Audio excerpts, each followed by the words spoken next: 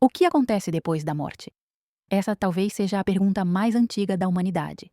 Reis, filósofos, camponeses, cientistas e místicos, todos, em algum momento, olharam para a morte e se perguntaram: é o fim ou apenas uma passagem? Desde que o ser humano começou a enterrar seus mortos, ele também começou a imaginar que algo continuava. Não importa o continente, a época ou a cultura. É quase universal a ideia de que a morte não é o fim. Hoje, vamos fazer uma viagem profunda, sem dogmas, sem impor crenças, apenas entendendo como as grandes religiões, filosofias e civilizações explicaram o pós-morte. E no final, talvez você mesmo consiga responder do seu jeito o que acredita que existe do outro lado.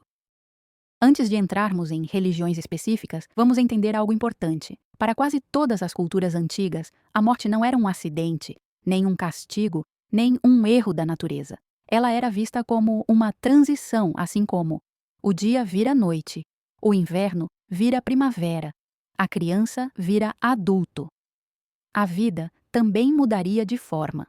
Por isso, muitos povos falavam em jornadas, travessias, portais, rios, pontes, caminhos espirituais. A pergunta nunca foi apenas: existe vida após a morte? Mas sim: que tipo de vida eu levo agora, para determinar o que vem depois? No hinduísmo, a morte é apenas um capítulo dentro de uma história muito maior. A alma, chamada Atman, não nasce e não morre. Ela apenas troca de roupa. Após a morte, a alma renasce em outro corpo, de acordo com o karma, ou seja, o conjunto de ações, escolhas e intenções acumuladas. Não existe punição eterna, existe aprendizado. O objetivo final não é o céu, mas a libertação total do ciclo de renascimentos, chamada moksha. É quando a alma deixa de retornar e se une ao absoluto. O budismo traz uma visão ainda mais profunda. Aqui, não existe uma alma fixa. O que continua após a morte é um fluxo de consciência, como uma chama que acende outra vela. Não é a mesma chama, mas também não é totalmente diferente. Após a morte, enquanto houver apego, desejo e ignorância, a consciência renasce. O objetivo é o nirvana, o fim do sofrimento e o fim do ciclo de renascimentos. Não há julgamento externo. Cada ser colhe exatamente o que plantou. No taoísmo, a morte é vista com naturalidade. Tudo nasce do Tao e tudo retorna ao Tao. Algumas correntes falam em imortalidade espiritual, outras falam em dissolução suave da consciência, como uma gota que volta ao oceano.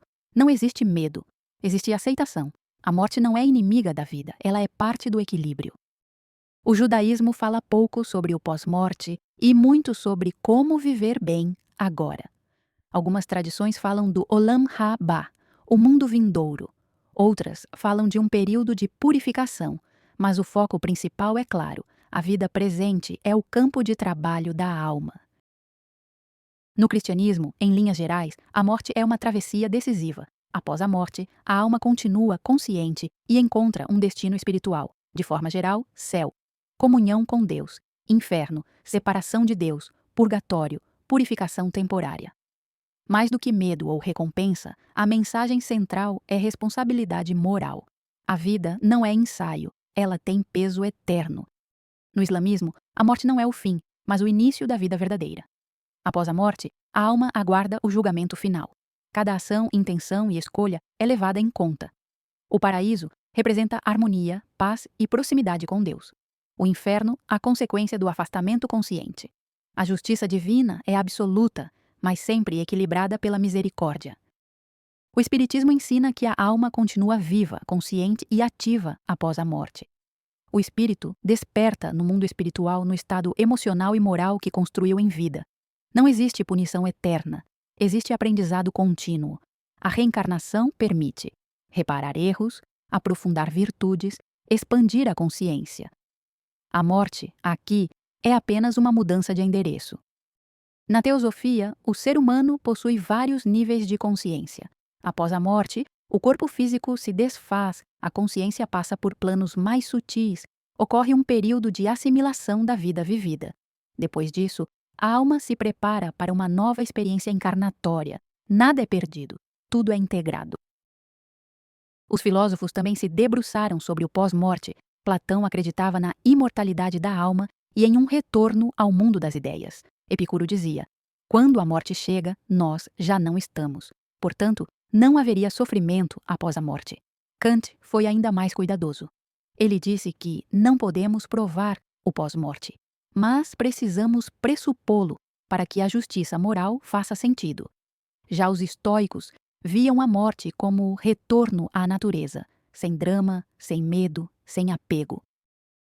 Depois de atravessar religiões, filosofias e culturas, algo fica claro: as explicações mudam, os símbolos mudam, os nomes mudam, mas a mensagem central é quase sempre a mesma.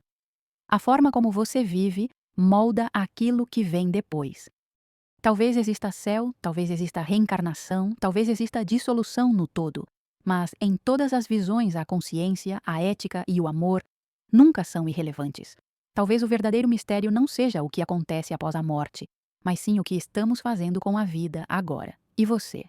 Qual dessas visões mais tocou o seu coração? Canal Jornada da Alma. Reflexões que transformam o olhar.